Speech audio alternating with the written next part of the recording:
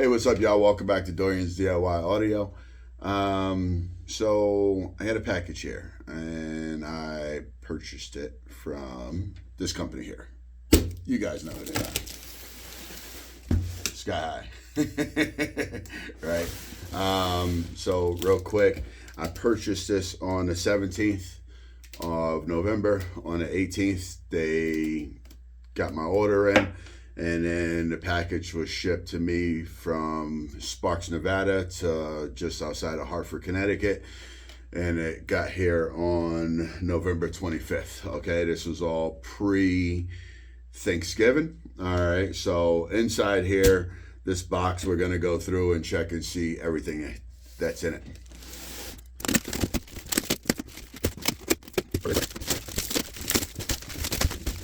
This is what everybody is talking about. There's fixing to be a few videos on this.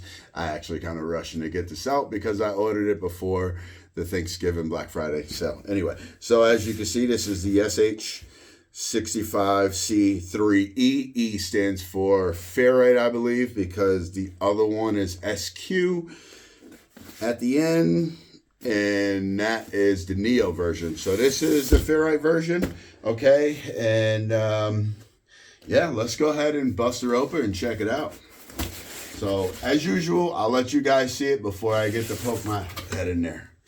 So, here is the owner's manual, which is hopefully going to have a lot of information in here that I need, which I've seen some of the information already online. So, and let's just get a look at what that looks like. Woohoo! All right, give me a second. I want to come around and take a peek too.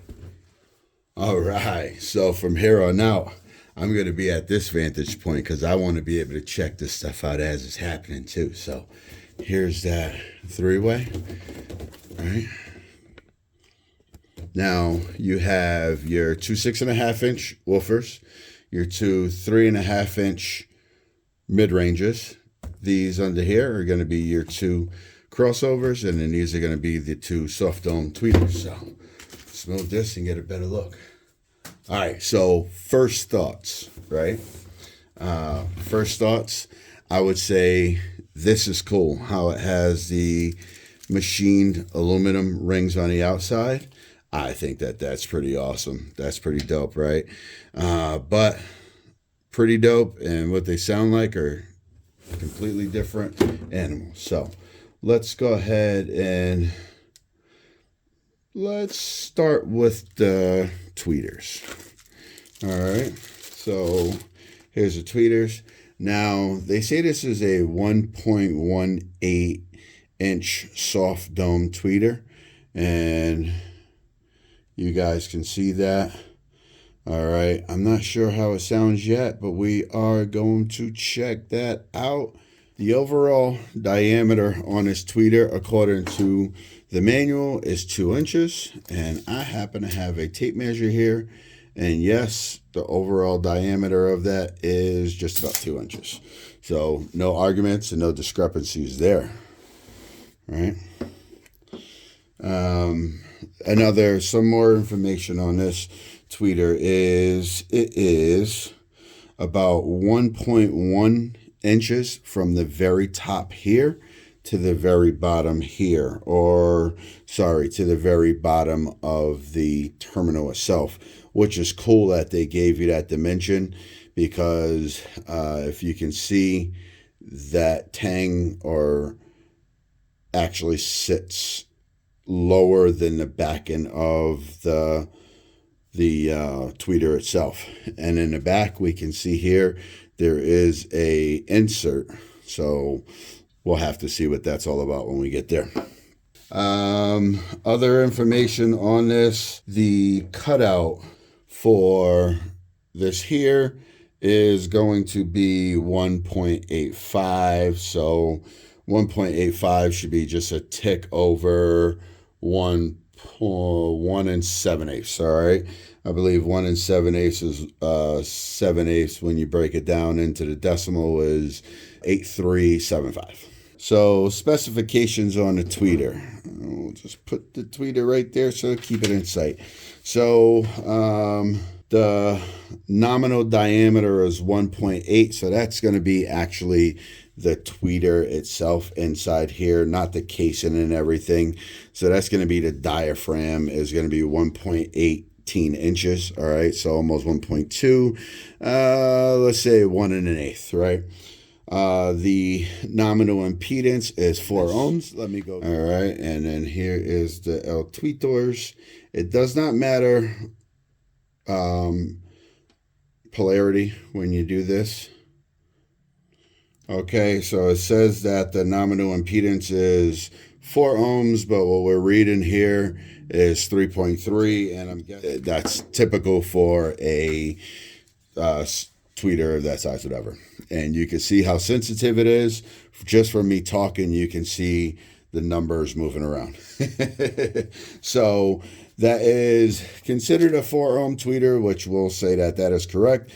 Peak power and handling, I really could care less about peak power, and that's not my forte. So program power and AES power handling, tell you the truth, I'm not sure what that is. I like RMS. I like when they say RMS, but anyway, program power handling is 30 watts and AES power handling is 15 watts.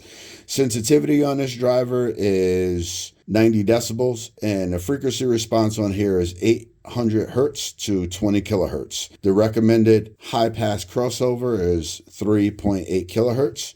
All right. I don't really need to see. So just so you guys know, and there's nothing wrong with that, the winding material is CCA. The diaphragm material is silk. It is a neodymium magnet, which most of these tweeters are going to have a neodymium magnet. Magnet weight 14 ounce, and the body is ABS. All right. Here's the other rest of that information if you want to take a look at that. And now we're going to move on to next. So my favorites, it's kind of my addiction, I guess we should say. We're going to go ahead and put that back right there so you guys can see that, is the mid-range. Now, she feels good. All right. Now, the mid-range. Now, they call this a 3.5 inch mid-range. All right, so you guys get a real good look at that. Pow. All right. Oh, yeah, a little bit of movement there. Now, this is the ferrite version, so it's going to be a little deeper. It's going to be a little bigger. I don't foresee there being any issue with these going into anything like the custom speaker pods or even into most dash locations if you can fit this big of a driver in here. So one thing, as I said before, that I think is super cool about this is the machining on the lip of the basket. Does it add any performance to it? Absolutely not, but it does look cool.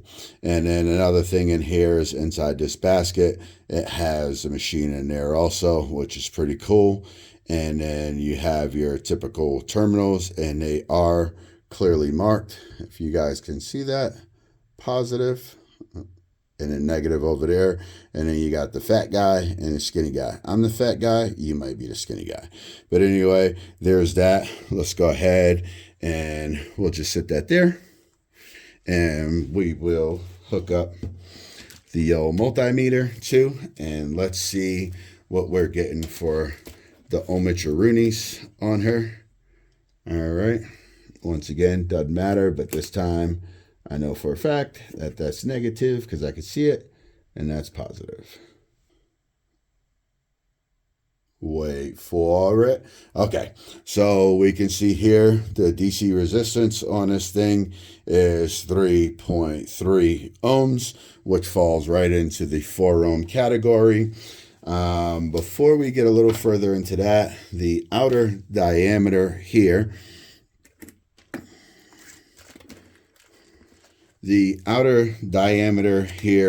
they say is 3.6 inches. All right, which falls right in line for most of your 3.5 inches. The bolt hole section meaning the center of the holes that you would screw into is 3.33 inches. All right, which is typical. 3.3 would be just about 3.38. The mountain depth on this thing from the very top to the very bottom is 1.84 inches. So like I said, you shouldn't have any issues with getting this into one of those speaker pods or into most of your locations. Sure, there will be some vehicles that won't fit into. You have to figure that out. And the cutout for this thing is 3 inches on the nose. All right. So that's really about it on those measurements. Let's look at some of the specifications. All right. So diameter 3.5, impedance 4 ohms. We've seen what, 3 point whatever. Peak handling, once again, I hate that term. 120 watts, and then your program power is 60 watts, and your AES is 30. I think AES is roughly about RMS. You don't need a ton to get these type of things going anyway, to be honest. They're not like subwoofers where you need to overpower the hell out of them to get them going. Sensitivity, 1 watt, 1 meter, 89.4 decibel, which is pretty good. That's respectable, right? Your frequency response on it is 85 hertz to 20 kilohertz. So with them saying that, it's supposedly it's a wideband, but we'll see what happens. We will test all of that. The recommended high pass crossover for them is 800 hertz. Okay, so this is recommended, and we'll just leave it at that. Voice coil is 1 inch diameter. Former TIL, I'm not sure what that is. Winding material, that is that copper clad aluminum again, and then the cone material is carbon fiber, rubber edge, which is nice. You want rubber because foam can kind of break down. Some foams can over time. Basket is aluminum. Magnet is ferrite. The weight of the magnet is 5.5 ounces. So a couple things here. Excursion is 2 millimeter, which is plenty for a mid-range or even a wideband. Free air resonance is 96.4, which is good. Whatever. We won't get into the crossing. Fuck it. We'll get into the crossings of it. Crossings is, I recommend typically, if you're not running any type of RTA or anything like that, that you do 2 to 2.5 times the FS on your tweeters and your mid-rangers. Woofers, a little bit different. QES, blah, blah, blah, blah, blah, blah. Here, you guys can see all of that. And then there's the measurements down there. Overall 3.6. Front baffle cutout 3 inch. Depth 1.6. So that's a little bit over 5/8. And then overall depth is 1.84, which is just about 1 7/8. And then there's your motor diameter, 2.55. All right, cool beans. So we got that. All right, next up. Let's hold off on the woofers for a second, because just like you, I want to see them too. But one thing I did forget to mention, because I was using it to prop up the mid-range there, which of course it works now, to hold those tweeters in, you get these 2 little clips, and then the screws for the holes in the back. There's 2 little screws in here, and those screws is to hold that clip in there. So that's that and that and that. Now let's go ahead and pull out one of the crossovers. All right, now in the crossover, all right, it's not terrible, or as Charles Barkley would say, it's not terrible. It's not terrible. It's not terribly big. Not terribly big. Let's go ahead and pull a tape measure on this thing. Height, you're looking at, what's that, 1 3/8 tall. Okay, we're going to go on the bottom because the bottom is bigger than the top. 6 and, let's get that way you guys can see it, 6 3/8 that way. And then 3 9/16 that way. All right.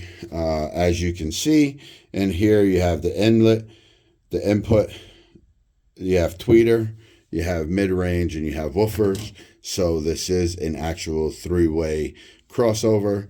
Let's go ahead and get this open up so we can check inside the crossovers and see what we got going on in there. Okay, now these Allen keys, if you guys don't know me by now, I recommend you go and buy a set of Allen keys. They're super cheap. Get these T-handles from Harbor Freight. Cheap, cheap, cheap. Plug, plug, plug. There you go. So that's a 2.25 or 2.5. Let's go ahead and bust this open real quick.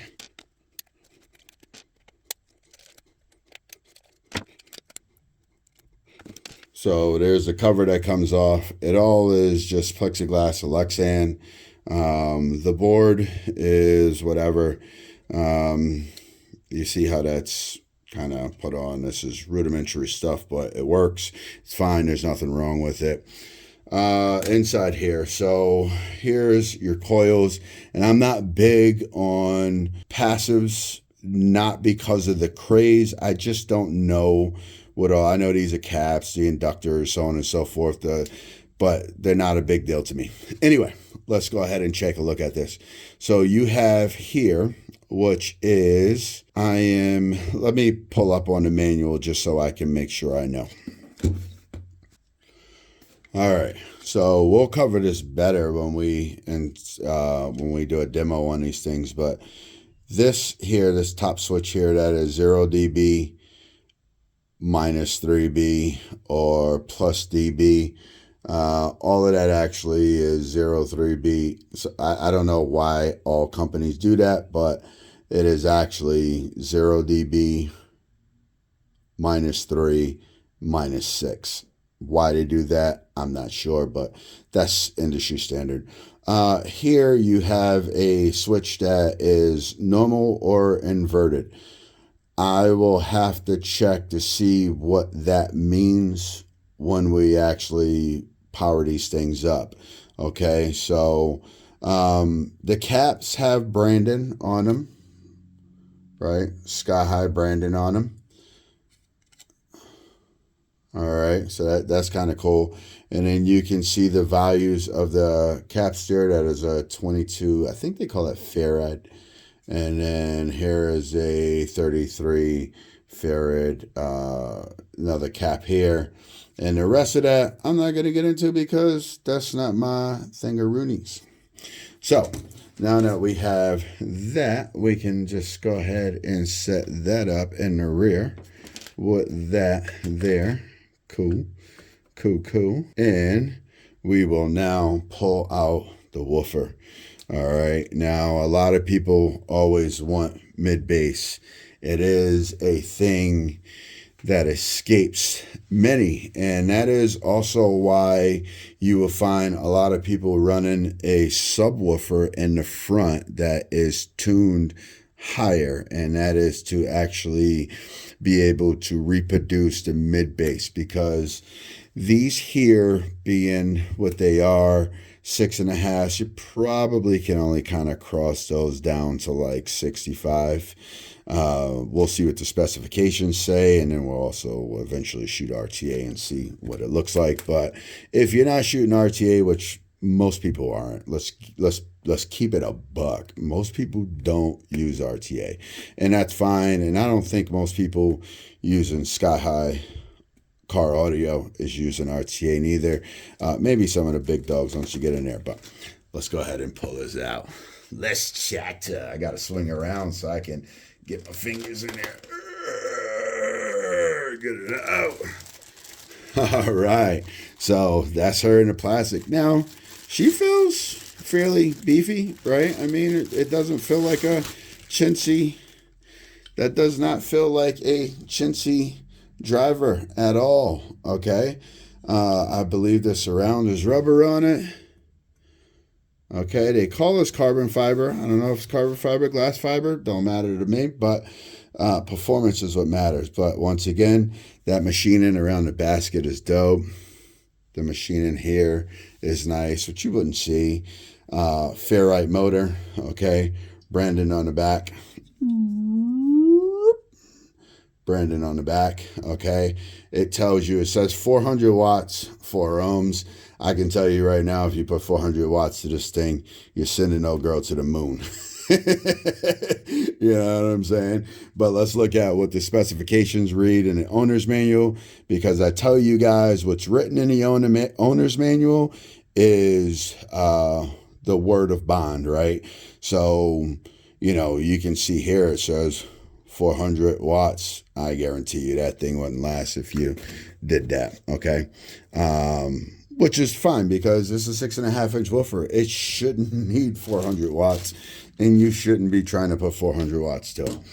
So, as we did before, we got to figure a better way for the next. Let's check and see what the DC resistance.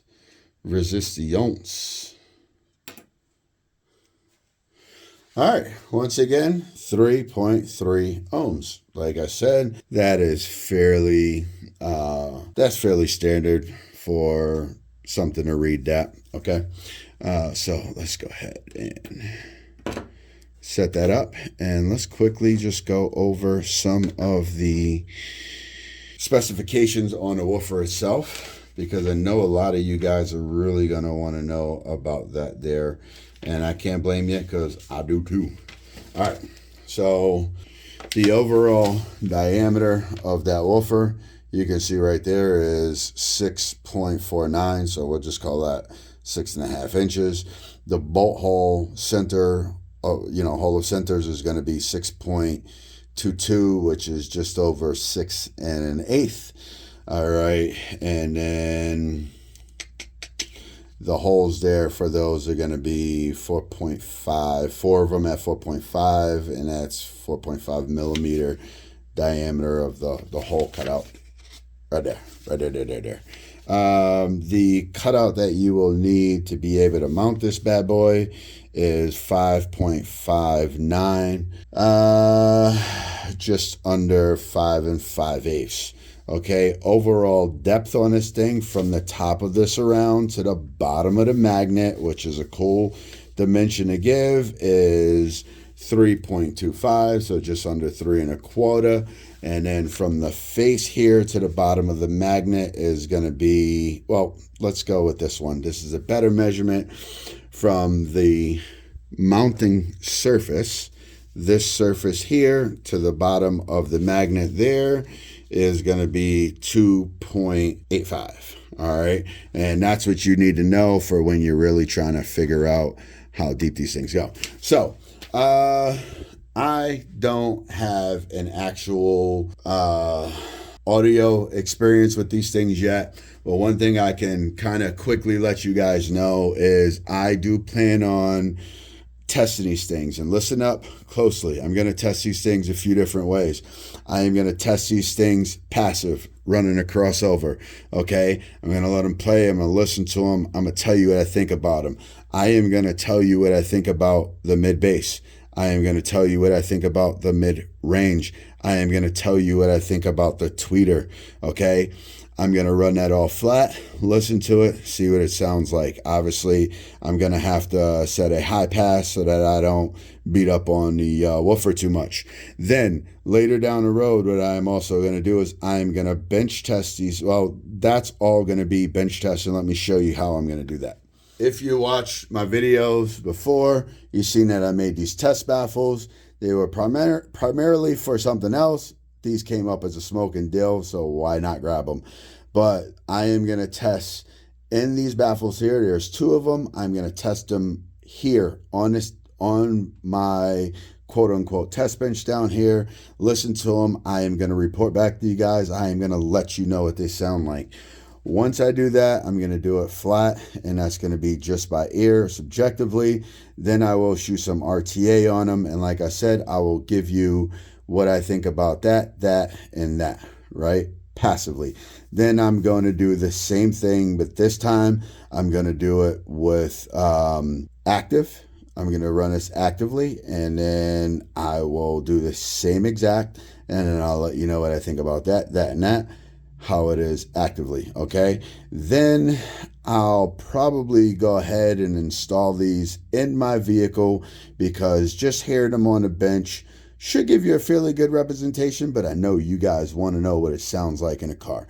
A lot of testing on this, and just so you guys know, there's plenty more three-ways that I own. I'm not going to spoil the beans on them. You might have seen some in some of my other videos. But anyway, I hope you guys enjoyed. Please like, comment, subscribe, and share. And hey, check it out. Let everybody know there's a video out about these, and there will be more coming. All right, I promise you there's going to be more coming. Go ahead, hit that subscribe button, y'all. Comment on it. Until next time, peace.